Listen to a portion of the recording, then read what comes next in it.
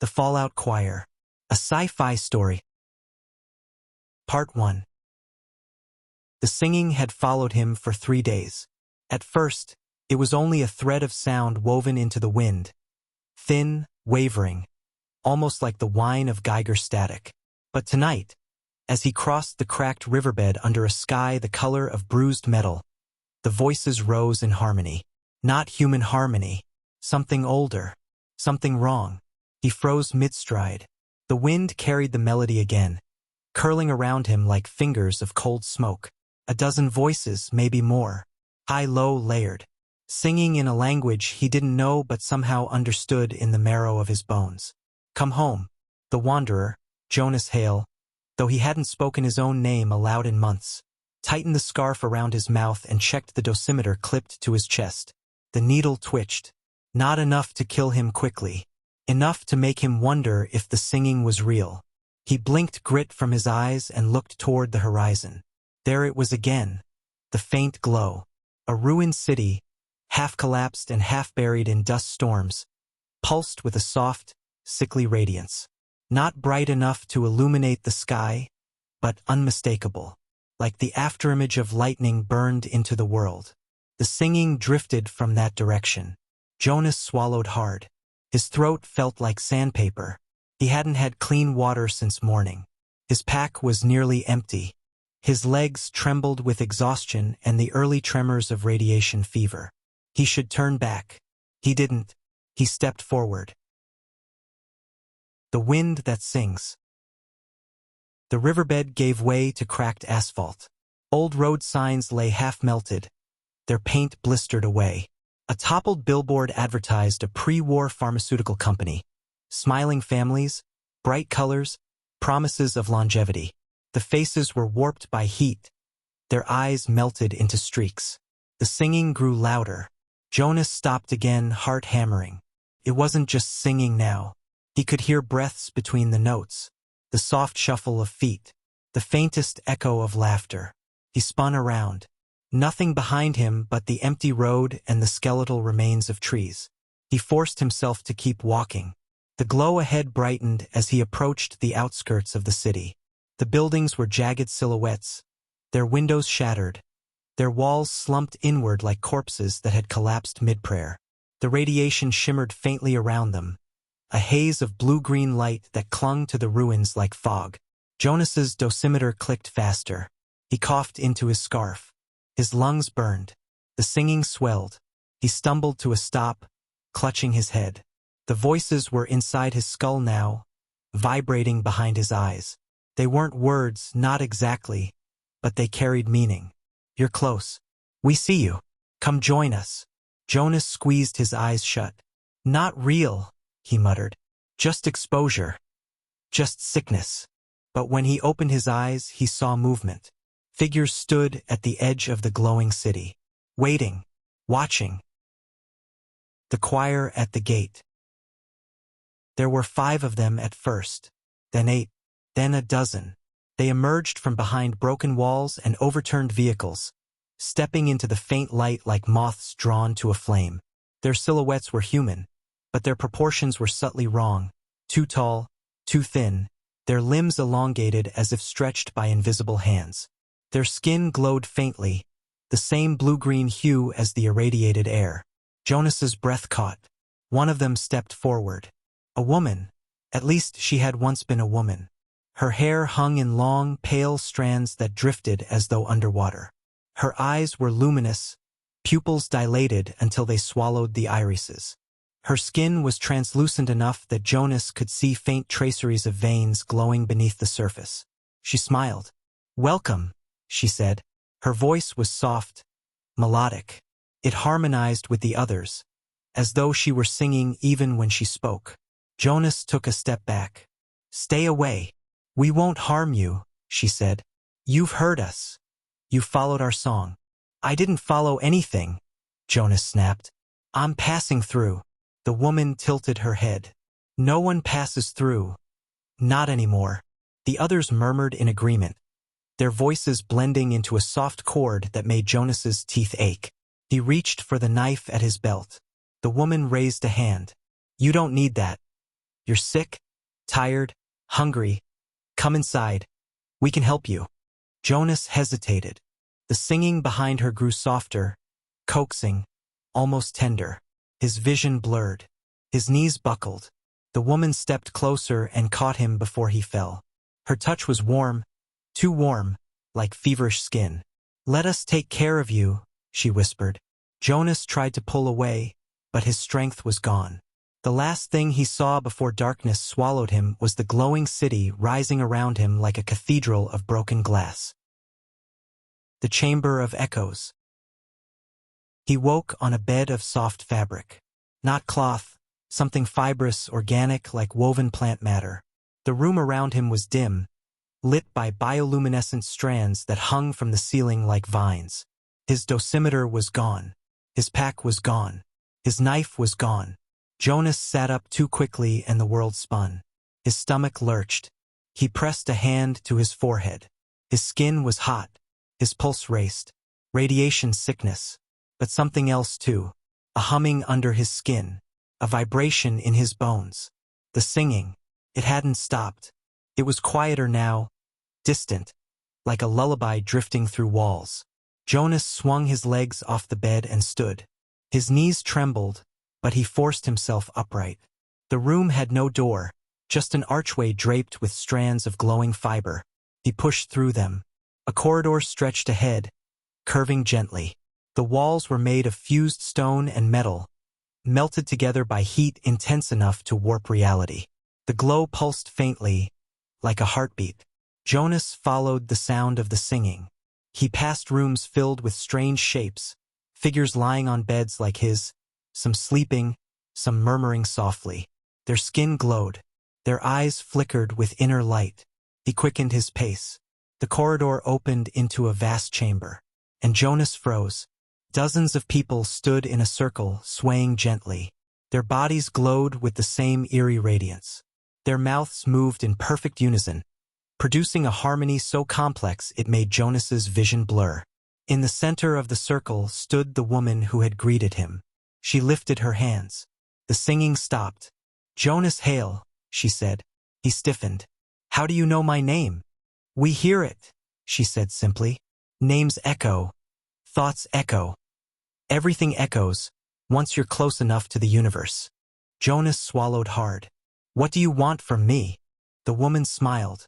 "We want you to join us." The gift of the glow. Jonas backed away. "No, I'm leaving." "You can't," the woman said gently. "Not yet. You're changing." "I'm sick," Jonas snapped. "That's all." The choir murmured, their voices blending into a soft, sympathetic chord. "Sickness is the first step," the woman said. "The body breaks. The mind opens. The universe fills the cracks." Jonas shook his head. "You're hallucinating. All of you. Radiation poisoning. Brain damage." The woman stepped closer. "Is that what you think the singing is? Damage?" Jonas clenched his fists. "It's not real." She reached out and touched his chest, right over his heart. The world exploded into light. Jonas gasped, stumbling backward. Images flooded his mind. Stars collapsing, galaxies spinning, atoms splitting, radiation blooming like flowers in the void. He saw the city before the war, vibrant and alive. He saw the bombs falling. He saw the survivors crawling from the ruins, their bodies glowing with the first signs of transformation. He saw himself, walking alone across the wasteland, drawn by a song he pretended not to hear. The vision shattered. Jonas fell to his knees, panting. The woman knelt beside him. "You heard it long before you reached us. The universe has been calling you for a long time." Jonas stared at her, trembling. What did you do to me?" "Nothing," she said. "We only helped you listen." The choir hummed softly, a comforting resonance that made Jonas's bones vibrate. He pressed his hands to his ears. "Stop, please." The humming faded. The woman stood. "Come. There is more you need to see." Jonas didn't want to follow her, but he did. The heart of the city. She led him through another corridor, deeper into the glowing ruins. The air grew warmer. The walls pulsed with brighter light. Jonas's skin tingled, as though tiny sparks danced across it. His vision sharpened. Colors brightened. The edges of objects glowed faintly. He stumbled. "What's happening to me?" "You're attuning," the woman said. "Your body is learning to resonate." "With what?" She smiled. "Everything." They entered a chamber unlike the others. The ceiling was open to the sky, though the sky itself was obscured by swirling radiation clouds. In the center of the room stood a massive crystalline structure, half-melted, half-grown, pulsing with inner light. Jonas stared. "What is that?" "The heart," the woman said. "The source of the song." Jonas took a step closer. The crystal hummed, a deep vibration that resonated in his chest. He felt drawn to it, compelled. The woman watched him with luminous eyes. "Touch it." Jonas shook his head. "No. You already hear the song," she said. "Touching the heart will let you understand it." Jonas backed away. "I don't want to understand it." The woman's expression softened. "You're afraid." "Of course I'm afraid," Jonas snapped. "You're all mutated, glowing, singing like you're part of some hive mind." "We're connected," she said. "Not controlled, not enslaved, connected. The radiation opened us. It can open you too." Jonas's pulse raced. His skin burned. His vision blurred again. The singing returned, soft, coaxing, irresistible. He pressed his hands to his temples. "Stop. Please stop." The woman stepped closer. "You can't run from it anymore. You've heard us for days. You've followed us here. You were chosen." Jonas shook his head violently. "No, I wasn't chosen. I was desperate. I needed shelter, water, food. And you found us," she said. "Exactly when you were meant to." Jonas stumbled backward until his shoulders hit the wall. The crystal pulsed. The singing swelled. The woman extended her hand. "Join us, Jonas Hale." Part 2. Jonas pressed himself against the wall, breath ragged, heart pounding so hard it felt like it might burst through his ribs. The crystal's glow pulsed in time with his heartbeat. No, not in time. It led his heartbeat, pulling it into rhythm like a conductor guiding an orchestra. The woman, her name still unknown, waited with her hand extended. The choir's distant humming seeped through the walls, soft as a lullaby, relentless as gravity. Jonas squeezed his eyes shut. "I'm not joining anything," he whispered. The woman's voice softened. "You already have." The resonance. Jonas staggered sideways, trying to put distance between himself and the heart. But the chamber seemed to warp around him. The walls curved subtly, funneling him back toward the crystal. The air thickened, vibrating with unseen currents. His skin prickled. His bones hummed. His thoughts blurred. The woman stepped closer, her glow brightening. "You feel it, don't you?" The resonance. The universe speaking through the fractures. Jonas shook his head violently. "It's radiation poisoning. Hallucinations." "Hallucinations are only truths you're not ready to accept," she said. He stumbled again, catching himself on a melted pillar. His fingers left faint glowing smears on the surface. He froze. His fingertips glowed, a faint, sickly blue. "No," he whispered. "No, no, no." The woman knelt beside him. "It's beginning. You're opening." Jonas jerked his hand away as though burned. "I'm dying. You're transforming." He backed away, but the chamber seemed to tilt, pushing him toward the heart. The crystal pulsed brighter, its inner light swirling like a storm trapped in glass. The singing grew louder. Jonas clamped his hands over his ears, but the sound vibrated through his bones. "Stop!" he shouted. The woman touched his shoulder. The singing stopped. Instantly, the silence was worse. Jonas gasped, chest heaving. What do you want from me?" The woman's luminous eyes softened. "To show you what we've become. To show you what you can become." "I don't want this." "You were chosen." Jonas's voice cracked. "Chosen by who?" The woman smiled faintly. By the universe. The first choir. She led him out of the chamber, though Jonas wasn't sure he walked so much as drifted. His legs felt distant, numb. His skin tingled with every step. The corridors pulsed with light, responding to his presence. They entered a long hall lined with alcoves. Inside each alcove lay a figure. Some glowed faintly, some pulsed with bright, rhythmic light. Some were still, their bodies fused with the walls, their faces serene. Jonas's stomach twisted. What happened to them? They ascended, the woman said. They became part of the first choir. Jonas stared at the nearest figure. Its chest rose and fell slowly, as though breathing in time with the faint hum of the walls. The skin was translucent, veins glowing like constellations. They're alive, Jonas whispered. In a way, she said. Their bodies remain. Their minds expanded. They sing with the heart now. Jonas swallowed hard. You mean they're trapped? They're connected. He shook his head. This is wrong. The woman's expression didn't change. You think in binaries, alive or dead, free or trapped, human or other. But the universe is not binary. It is resonance, harmony, connection. Jonas backed away from the alcoves. I'm not ending up like them. You won't, she said. Your path is different. Jonas froze. What path? She smiled. The heart chose you for the second choir. The fracture within.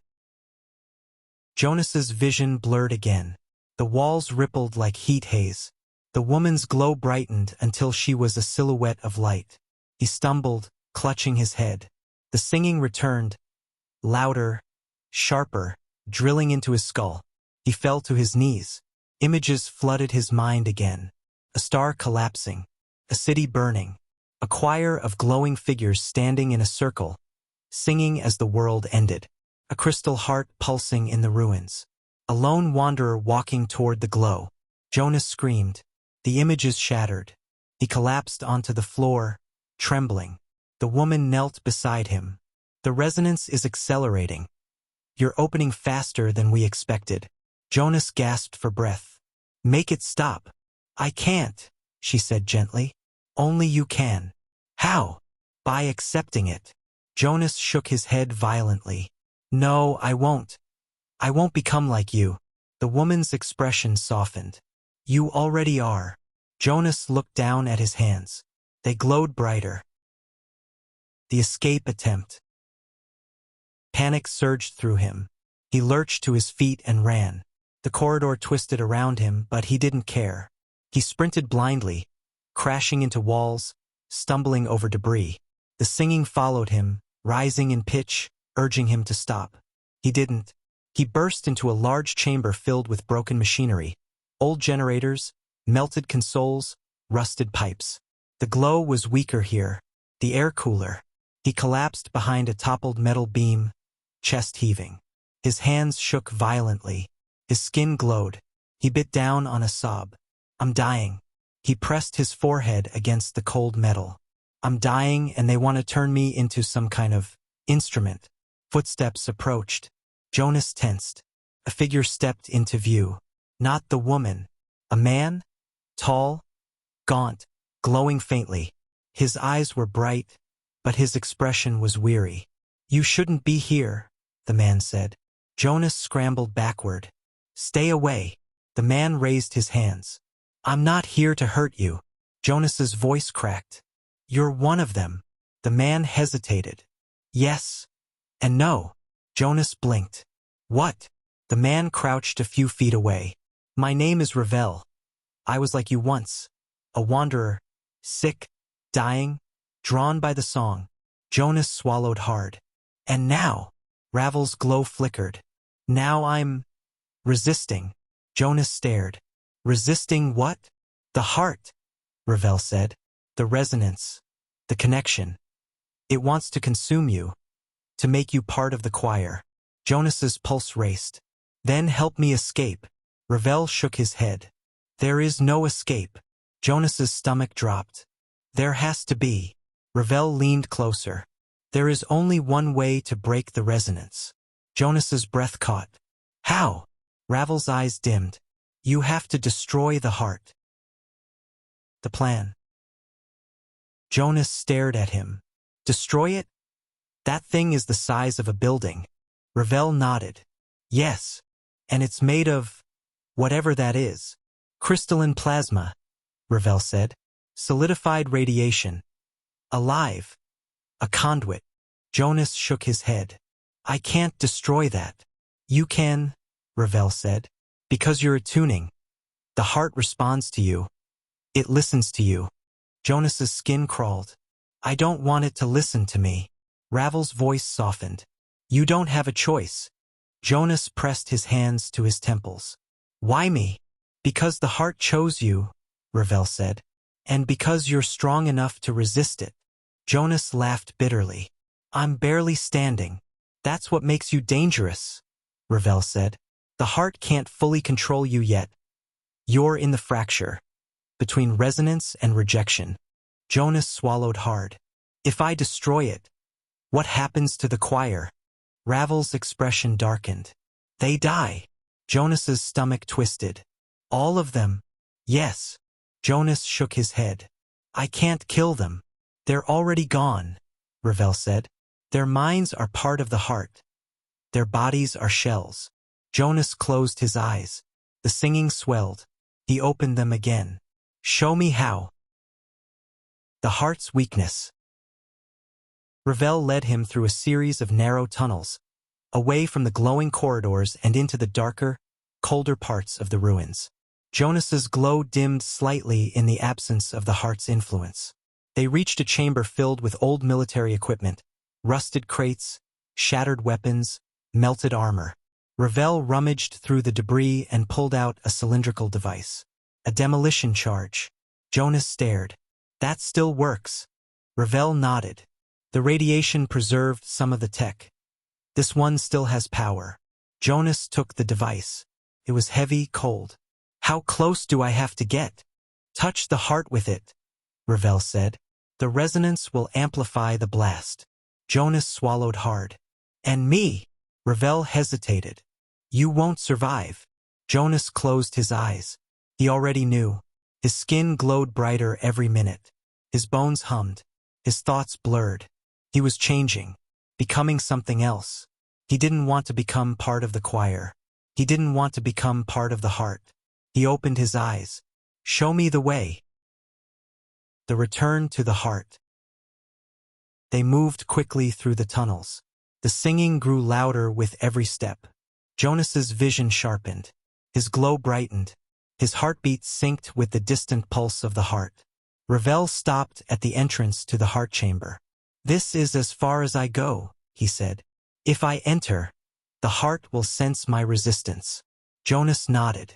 He stepped into the chamber. The heart pulsed with blinding light. The woman stood before it. She smiled sadly. I knew you'd come back. Jonas tightened his grip on the demolition charge. I'm ending this. The woman's expression didn't change. You can't. Jonas stepped closer. Watch me. The choir's voices rose, echoing through the chamber. The woman stepped forward. Jonas, please. You don't understand. The heart isn't our prison. It's our salvation. Jonas shook his head. It's killing you. It's transforming us, she said, into something more. Jonas raised the charge. The woman's eyes widened. If you destroy it, you destroy us. Jonas's voice cracked. I'm sorry. He stepped toward the heart. The singing reached a fever pitch. The crystal pulsed violently. The woman screamed. Jonas pressed the charge against the heart. The crystal flared. The world exploded. Part 3. The blast did not feel like fire. Felt like sound. A single, perfect note. High, crystalline, impossibly pure. Ripped through Jonas's body, vibrating every cell, every atom, every thought. The world dissolved into white light. His bones liquefied. His skin peeled away like ash. His mind stretched thin, thinner, until it felt like a thread pulled taut across the universe. He expected pain. There was none. Only resonance. Only the song. For a moment, an eternity, Jonas was everywhere. He saw the heart shatter, its crystalline lattice exploding into a storm of glowing shards. He saw the choir collapse, their bodies unraveling into light. He saw the woman reaching for him, her face serene, her eyes filled not with fear but with gratitude. Then the light folded inward. The song ended, and Jonas fell. The silence after. He woke on cold stone. Not glowing stone. Not pulsing walls. Just stone. Dead, gray, cracked. Jonas groaned and rolled onto his back. His body felt heavy, solid, painfully real. His skin no longer glowed. His bones no longer hummed. His thoughts were his own again. He lay there for a long time, staring at the ceiling of the ruined chamber. The heart was gone. The choir was gone. The singing was gone. Silence pressed against him like a weight. He pushed himself upright, wincing. His muscles ached. His throat burned. His dosimeter, somehow returned to his belt, clicked weakly, but the needle barely moved. The radiation had dropped. The glow was gone. Jonas staggered to his feet. The chamber was a ruin. The crystal pedestal where the heart once stood was shattered, melted into slag. The walls were scorched. The air smelled of ozone and dust. He took a shaky breath. "I'm alive." The words sounded strange in the silence. He wasn't sure he believed them. The last survivor. A faint sound echoed from the corridor. Footsteps. Jonas tensed, reaching instinctively for a weapon he no longer had. A figure limped into the chamber. Ravel, barely glowing now, his skin pale, his eyes dim, his body flickering like a dying ember. Jonas exhaled shakily. "You survived." Ravel gave a weak smile. "For now." He collapsed against the wall. Jonas rushed to him. "Hold on. I can help you." Ravel shook his head. "No, the resonance sustained me. Without the heart, I'm fading." Jonas swallowed hard. "I'm sorry. Don't be," Ravel whispered. "You freed us." Jonas looked around the ruined chamber. "I killed them." "You released them," Ravel said. "They were trapped, bound to the heart. Their minds were echoes. You gave them silence." Jonas's chest tightened. "Silence isn't freedom." "For them it is," Ravel said. "For you, it's something else." Jonas frowned. "What do you mean?" Ravel reached out and touched Jonas's chest, right over his heart. A faint vibration pulsed beneath Jonas's skin. Not a glow, not a hum, a memory, a fragment of the song. Ravel smiled faintly. "The heart didn't die. It changed. It moved." Jonas's breath caught. "Into me." Ravel nodded. "You carried the charge. You touched the heart. You resonated with it. When it shattered, it chose you." Jonas stumbled backward. "No, no. I destroyed it." "You transformed it," Ravel said. "You became its vessel." Jonas's pulse raced. "I don't want this." Ravel's glow flickered. "Want has nothing to do with it. The universe doesn't choose based on desire. It chooses based on resonance." Jonas shook his head violently. "I won't become like them." "You won't," Ravel said. "You're different." "You resisted. You broke the cycle." Jonas swallowed hard. "Then what happens now?" Ravel's eyes dimmed. "Now, you decide what the song becomes." He exhaled softly and went still. Jonas knelt beside him, trembling.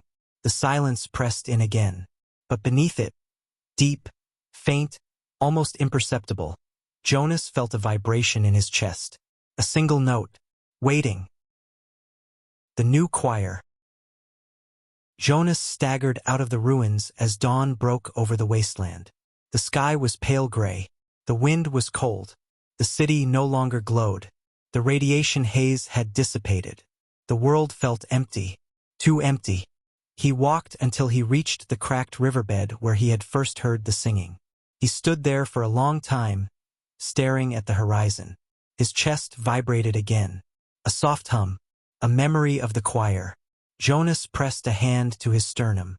No! The hum grew louder. Jonas clenched his teeth. I won't. The hum shifted, becoming a chord.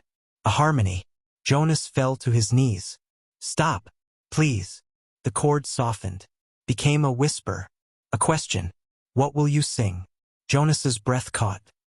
He realized, with a cold, sinking certainty, that the heart had not chosen him to join the choir. It had chosen him to replace it. He was the new source, the new resonance, the new heart. Jonas stared at his trembling hands. He could feel the song inside him, vast, ancient, waiting to be shaped. He could silence it. He could unleash it. He could reshape it. He could call others. He could build a new choir. The wind stirred the dust around him. Jonas closed his eyes. The song rose in his chest. He opened his mouth and sang. This is the end of the sci-fi story, The Fallout Choir. Leave a like if you enjoyed the story, and subscribe for more sci-fi stories. Thanks for listening.